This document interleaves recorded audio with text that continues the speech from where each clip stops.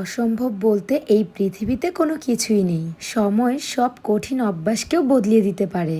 যাদের সামনে দাঁড়িয়ে কথা বলার সাহসও ছিল না, আজকে তাদের সাথেই আমাদের ক্যারেক্টার। ছোটবেলার টিভিতে মৌসুমী আপু, রিনা আম্মার, বউ শাশুড়ির অনেক ক্যারেক্টার দেখেছি, কখনো কল্পনাও করতে পারিনি আজকে আমি সেই জায়গায়। আসলে সবাইকে দিয়ে তো সবকিছু হয় না, তাছাড়া সবার থেকে ভালোবাসা এমনি এমনি পাইনি। সবাইকে পজিটিভ প্রেজেন্ট করতে পেরেছি বলে আজকে আমাকে এই পর্যায়ে নিয়ে এসেছে। সিনিয়র আর্টিস্টদের থেকে জুনিয়রদের অনেক কিছু শেখার আছে। যেমন ইনি আমার শ্বশুর আব্বুর ক্যারেক্টার করেছে, কি নিখুঁত ভাবে যে আমার সাথে সবকিছু সুন্দর করে অভিনয় করেছে। তাদের থেকে আমি অনেক স্যাটিসফাইড। সামনাসামনি আমাদের বর্নিং অনেক ভালো।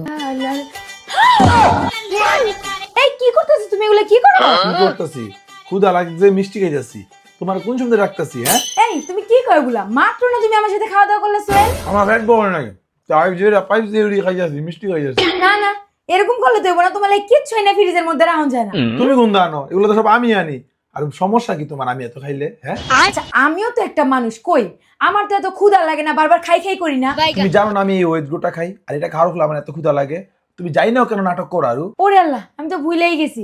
আচ্ছা ঠিক আছে, সবাই যে কমেন্ট করে যে তুমি কিভাবে এত ওয়েট গেইন করছো সেটা বলো। গ্যাস 100% গ্যারান্টি দিয়ে বলতেছি, এই ওয়েট গোটা খাইবেন, আপনি আমার মতো গুলুমুলু হয়ে যাবেন। এখন যান মায়াস গ্লো পেজে, সেখান থেকে অর্ডার দিয়ে নিয়ে নিন অরিজিনালটা। ক্যামেরার বাহিরে আমার পাশে যারা দাঁড়িয়েছিল সবাই আমাকে অনেক সাপোর্ট করেছে। বাই দ্য ওয়ে, তোমরা কিন্তু আমাকে রিনা আম্মার সাথে নাটক করার জন্য অনেক রিকোয়েস্ট করেছো। এই যে নেও সেই বউ শাশুড়ির ক্যারেক্টার আবারও তোমাদের সামনে হাজির। মানুষটাকে তোমরা ক্যামেরার মধ্যে যতটা হিংস্র দেখো, তার মনের মধ্যে ঠিক তত বেশি মায়া। এত ভালো মনের মানুষ তিনি। সিনেমার জগৎ থেকে বাস্তব জীবন পুরোটাই আলাদা। আর হ্যাঁ, তোমাদেরকে তো বলতে ভুলেই গেছি, আমাদের এই নাটকটি কিন্তু রিলিজ হয়ে গেছে আজকে দুপুরবেলায় পূর্ণতা ফিল্মস ইউটিউব চ্যানেলে। নাটকটির নাম হলো এতিম মেয়ের দুঃখ।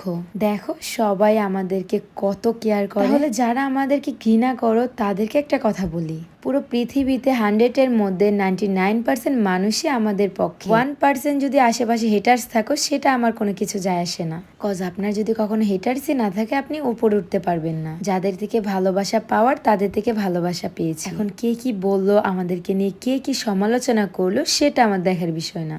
পুরো নাটকটা যেমন ইমোশনাল, ঠিক তেমনই ভালোবাসাও রয়েছে। এক পর্যায়ে নাটকের শেষে আমাদেরকে সবাইকে একসাথে দেখবে। আসলে প্রতিটা পরিবারে ভুল বুঝাবুঝি হয়, এবং যার কেউ থাকে না তার কিন্তু আল্লাহ অবশ্যই থাকে। তাই পুরো নাটকটি থেকে আমরা এটাই বুঝতে পারবো, এতিমরাও মানুষ, এতিমও কারো না কারোর ঘরের মেয়ে। বিয়ের পর সেই মেয়েটি আবারও স্বপ্ন দেখে তার বাবা মা হবে, শ্বশুর শাশুড়ি ননদ ভাসুর যা সবাইকে নিয়ে একসাথে থাকবে। আপনারা এই নাটকটা দেখলে অনেক কিছু বুঝতে পারবেন। আমি নিজেই নাটকে অভিনয় করে আমি নিজেই অনেকটা ইমোশনাল হয়ে পড়েছিলাম। আমাদের ক্যারেক্টার ছিল এতটাই দুঃখময়। সবাই অবশ্যই কমেন্ট করে জানাবেন নাটকটা কেমন লেগেছে আপনাদের কাছে। ইভেন সামনে আমাদের কি কি নাটকের ক্যারেক্টার দেখতে চান সেটাও বলবেন। আপনাদেরকে ভালো কিছু প্রেজেন্ট করতে পারলে আমাদেরও অনেক ভালো লাগে। আমরা যতই কষ্ট করি না কেন, দিন শেষে যখন আপনাদের পজিটিভ ভালো কিছু কমেন্ট পড়ি, তখন আমাদের মনটা এমনিতেই ভরে যায় খুশিতে। আমাদের হাজব্যান্ড ওয়াইফকে আপনাদের কাছে কেমন লাগে সেটাও বলবেন।